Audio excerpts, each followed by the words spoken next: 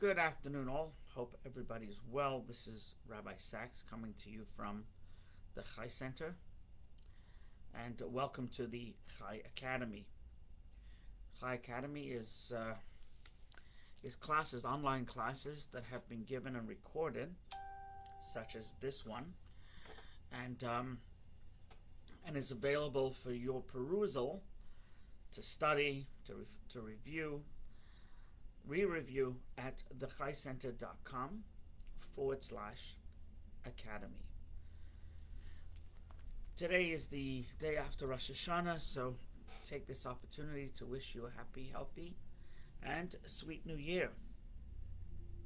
It's also a time to really honor and pay tribute to Ruth Bader Ginsburg, a giant of a person, albeit short in stature. She was diminutive, but intellectually, she was just incredible. Just an incredible person. So she passed away in Rosh Hashanah. She passed away on a Shabbat. So she's in good shape in the afterlife. Hi, Susan. Hi, Eileen.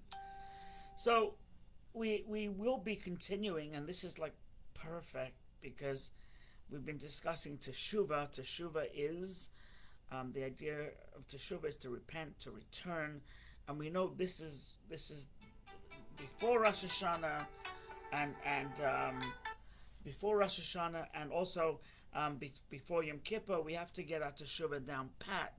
So we've been discussing Teshuva. The last thing we studied was, does a person have free will or not? Yes or no? And Maimonides clarifies that a person has free will. And even though you can say God knows everything and God knows exactly what you're going to do, once again, God's knowledge does not affect your decision when you're at that delta. So you have a choice right now to help a person or not help a person. At that moment, the decision is completely yours, and it's not up to God, it's not up to anybody. It's only up to you. The fact that God knows it does not interfere with and this is the way God set it up. That's part and parcel of this, that God orchestrated free will, which in turn is a tremendous thing. This is what makes the human being loftier than anything else, because of free will. We have the opportunity to fulfill God's will on our own volition. We have the opportunity to trespass and to transgress, step all over God's will on our own volition. It's just an incredible thing. An angel doesn't have free will. An animal doesn't have free will. An angel, God is basically an extension of God's hand, and an animal is instinctual, right? The trees grow fruit. They don't have free will, right? The grass grows. It's not free will. This is all part of creation. So the only creation that can actually turn to God and say, no, get lost, not interested, goodbye, is the human being. So when we choose to do something, let's focus on the positive. When we choose to do something, when we choose to follow in a mitzvah, it's wild, because we we are part and parcel. We're doing ourselves. So we continue. That's what we studied last week. And Maimonides says that another excuse me. Maimonides says that as far as this free will is concerned, because we have free will, so therefore we will get rewarded for our good deeds, and we'll get reprimanded for our negative deeds. He says, however, to keep free will intact, it's not necessarily going to be obvious. As I always say, if you get $1 put in your account for every time you made a blessing before you drank water, you would never forget to make a blessing, and you would drink water 40 times a day. So it's the easiest 40 bucks you've ever earned. Flip side of the coin, if you ever if every time you don't make a blessing on the water, you get, you feel that you have pins and needles in your eyes, that negates free will. So God said reward and punishment is not going to be exacting, because otherwise it would take away, inhibit our free will. Maimonides says, in addition to that, there are certain sins that God only does in this world. There are certain sins that God only punishes or reprimands, or the correction can only be made in this world. And there are sins that correction can only be made in Olam Haba, the world to come, posthumously. And there are sins that a person can get a little bit of both. So this perhaps can answer an age-old question. We see somebody who we know is a bad person. We know that they're miserly, they're not philanthropic, they're not community-minded, they're a pot stirrer, etc., etc. But yet they seem to just flourish, and they seem to get wealthy and seem to have good luck, and then you see the shlemazel, right? The shlemazel is somebody without. That's what shlemazel means, by the way. Somebody without luck, and they're a good person, but yet they're driving around in the smart cars. Remember the smart cars can only fit 2 people, very, very cheap. And the other person who's not good, no good Nick, is driving around in a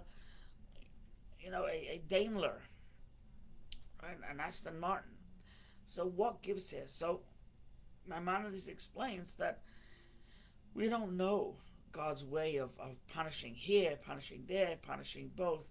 We do know that everything is recorded, and God takes into account everything, including the context. So if somebody seems to be very very fortunate, it could be a temporary fortune in this world. Whereas somebody who doesn't seem fortunate, God could be holding the merits for when they go into the permanent world, which is Olam Haba. But he says, regardless how of a person has these sins that are taken care of here, sins are taken care of there, Maimonides says that Teshuva, repentance, which is once again regret, remorse, and resolve. You regret it, you feel badly, and you resolve not to do it again. So if you just regret it because you regret getting caught, as an example, then you have no remorse. You just, But if you have remorse, that's part of the Teshuva process. So he says anytime a person does Teshuva, anytime a person has regret, remorse, and resolve, then that is Teshuva, and then the person is forgiven as if it never did anything. Now, Maimonides says that and this is a very interesting point in itself. He says a person could get so caught up in negativity, in not listening to God, in turning away from God, in ignoring the mitzvahs, etc., that eventually because the person has so much toxicity built up, that God actually will prevent. Ultimately, the person can always do tshuva, but God will not make it easy. God would not make it easy for a person to do teshuva. Maimonides gives an example. So the Jewish people, the Israelites, were taken down into Egypt, right? And God told Moses, I will harden Pharaoh's heart. So now, if God says, I will harden Pharaoh's heart, why was Pharaoh punished?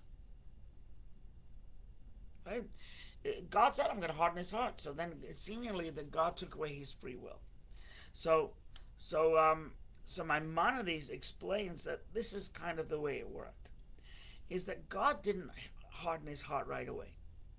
So Moses came over to Pharaoh and says, first of all, Pharaoh had took them in as slaves. That was the first error in judgment, moral rot in Egypt. Then Moses came over, the plague of the blood, right? Let my people go. No, yes, no, yes, no, right? The frogs.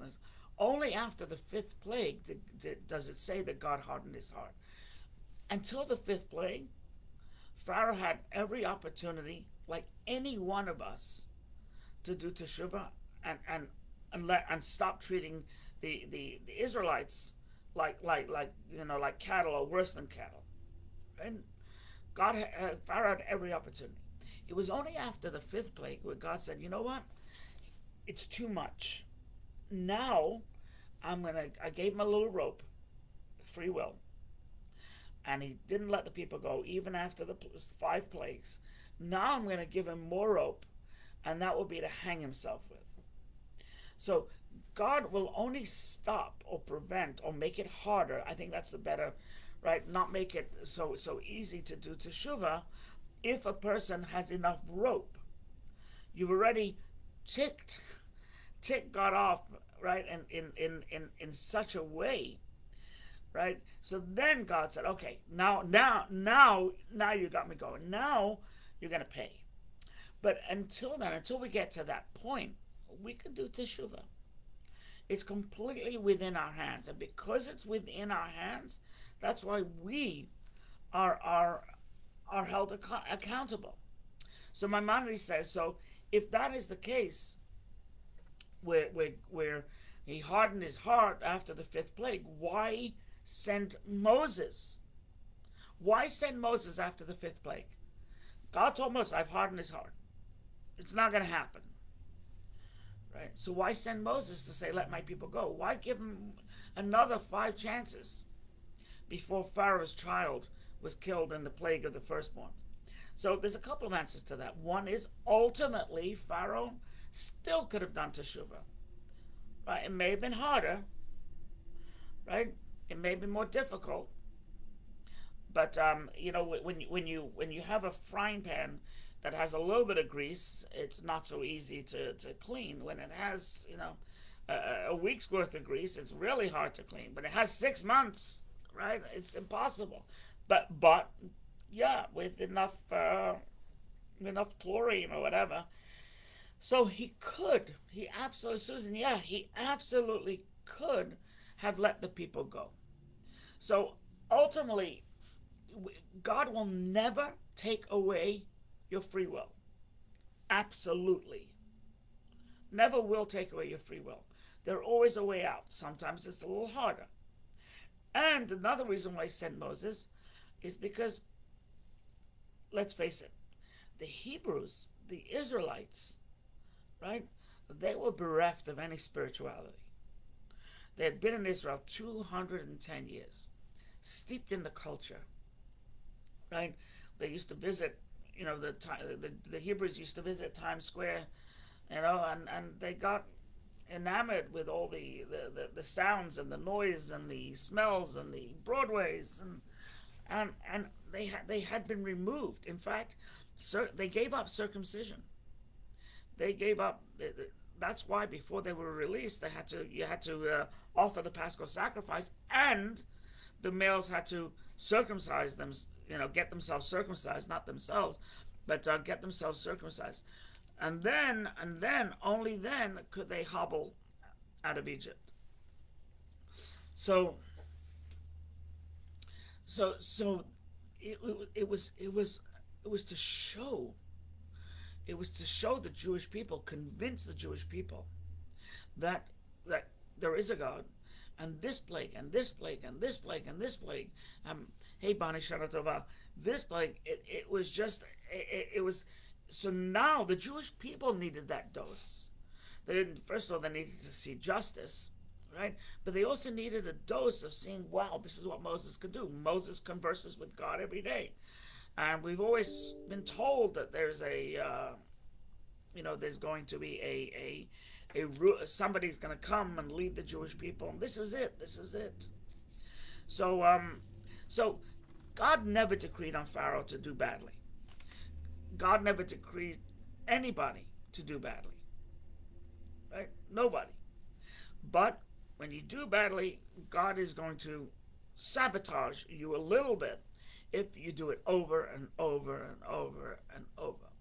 And therefore, part of our prayers this coming Yom Kippur, part of our prayers this coming Yom Kippur is to ask God, don't let my past deeds prevent me from doing Teshuva.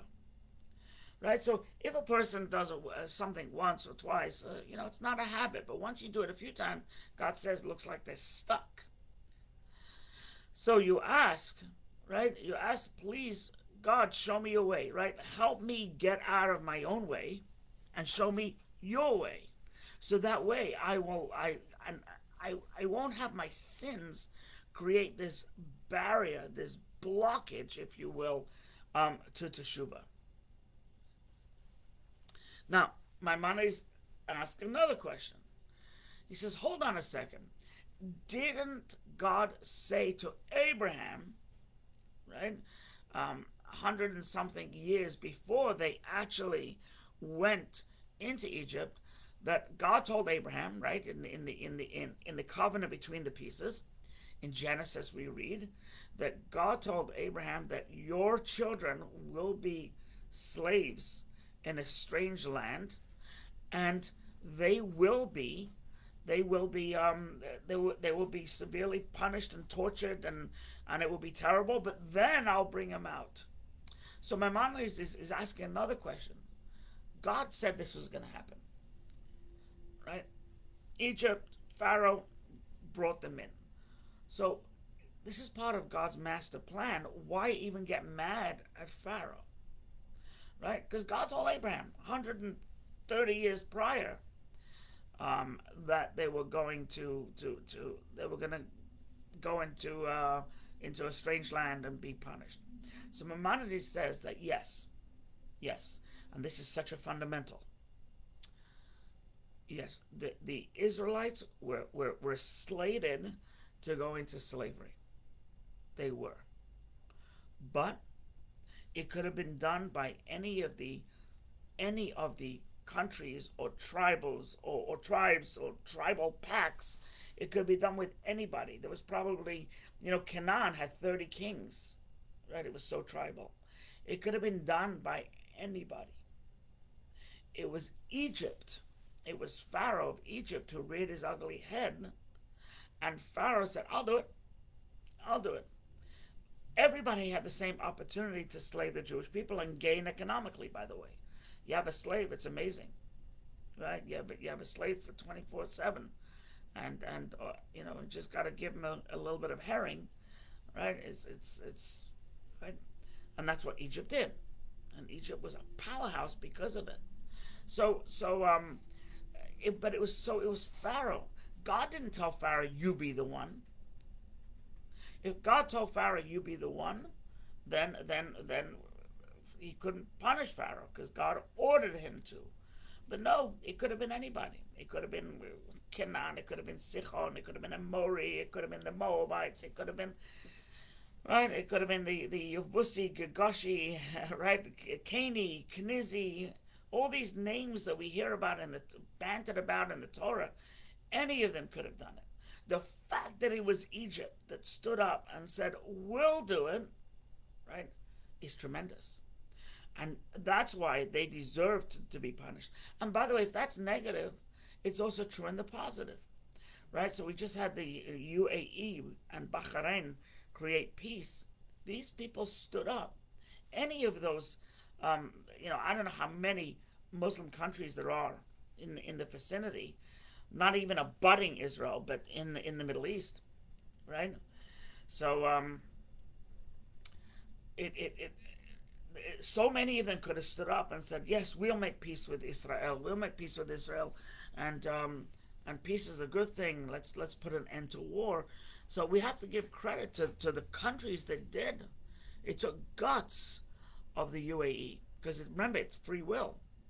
No one was pushing them to do it, right? And so when and then when Bahrain followed, and they flew to the United States and stood next to Bibi, who they've has been demonized, for as a representative of Israel, is just an incredible thing. So free will works for you, or free will can work against you. Once again, Pharaoh, he just chose to be the wicked one, and Dubai chose to be the righteous one. You can just see the contradistinction between the two. So Maimonides continues. So if it's true, if it's factual that we have complete free will, right? It's uninhibited free will. There is nothing ultimately, right? And we can blame it on inculcation. We can blame it on teachers. We can blame it on we can blame it on this one or that one, etc. But the bottom line is, you have free will, whether to do it or not, whether to sell out somebody or not. You have that free will. So he says, so therefore, you also have free will to do teshuva. That's why I say that even if God makes barriers in front of you, you still have the opportunity. So you have free will to stop what you're doing, even if this is something you've been doing for a long time. Even, right? So take perfect example would be an addict, an alcoholic, right? Ultimately, can the alcoholic stop? Ultimately, the answer is yes. It's not easy. If you've been an alcoholic for 6 months, it's much easier to stop. And if you've been an alcoholic for 16 years, right? But ultimately, can you stop? Yeah, you can stop. You absolutely can. It's once again, I'm not minimizing the pain, the struggle, the withdrawal, etc. But you can stop. So it's the same thing with teshuva, is that sometimes if you've been doing this thing, this negative thing, for so many years, yeah, it's going to be harder to stop. But you can stop. So Maimonides says that a person should think about this often. He says a person should do teshuva often. Because he says, a person, what he says, he should be in a constant state of teshuva. Why? Because who knows when you're going to pass. In fact, it's brought down in the Midrash that God brought sickness into the world as a gift. So most people know, when they got a year, they got 2 years, they got 3 years. They know. Some people have no idea. Some people are involved in a car accident. Like a couple of weeks ago, that horrible story. You just don't know, right? So Maimonides says, because we don't know, we absolutely should be in a constant state of teshuva. Now, he says teshuva is not only on actions that you've done. Teshuva is also on your character traits. So there's one thing that you did something terrible. Yes, Susan, absolutely right. Always evaluate. You have to do that. So so the person, you steal something, so that's a deed. Right? That's a deed. You steal something. You have to do teshuva. He says, but you also have to do teshuva if you have a negative, evil character trait.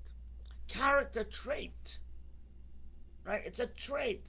It's It could be inborn. It could be that it evolved over time. You have to do teshuva to say to yourself, my goodness, am I an angry person? Am I a jealous person? Am I a hateful person? Right? Do I pursue money? Do I pursue honor? Right? Am I a glutton, etc.? So a person has to repent for a character trait. Now you could say, but it's a character trait. So we use the example of the alcoholic. Yeah, it's a character trait, and it may be difficult to change one character trait, but it's not impossible. It's really not impossible. And by the way, everybody should have a mentor. Everybody should have someone they look up to, and they're not afraid to discuss difficult things with. Some of them can be very personal, intimate, but it is, you have a mentor. The mentor can help get you over the top. There's a reason why these 12-step programs insist on a mentor, right? So you're an alcoholic because it puts your feet to the fire, and it also gives you a phone call, right, to make if you're having a weak moment. So it's a person should never say, look, I'm born this way, or I had a lousy upbringing, and I am who I am, right? I was brought up as such, and I am who I am. Can't say that. You can't say that, because you have free will, even for negative character traits. And by the way, there are ways. If a person has a very bad, I know somebody who had a very, very bad temper, and he went to a therapist. You know, the therapist told him to do. His therapist told him to buy little black magnets, little black, even if they're not magnetic, and very little, and put them in his house. So if he loses it at his wife and kids, those little black dots are a reminder, don't lose it. So it's kind of keep you in check. So he's about to lose it and sees the black dot. I was always brought up, told that you count to 10 before you lose it. Anyway, the bottom line is, and this is the bottom line: Teshuva conquers all.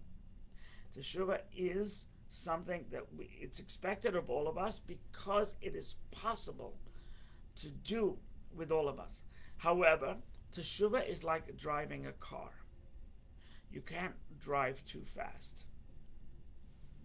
With a car, you speed up, and 20, 30, 40, 50, and 60, etc. And then in upstate New York, it could be 70, but or 65, whatever it is. But the idea is that you don't run right 0 to 60 unless you're on a racetrack. So teshuva is, a person can't change everything at once. It's got to be a stepping stone, because quicker in, quicker out. So work on one thing at a time, and or two things if they're light on a time, but heavy things, I think you should just tackle one at a time. May God bless you this new year, that anything, any negativity you have, whether it's from within or from without, whether it's within a character trait or whatever, or without, it could be that some influence, outside influence. May God protect you, and may you never ever have a barrier to teshuva and connecting with God. God bless. Have the great rest of the day, and once again, a happy, happy New Year. Be well.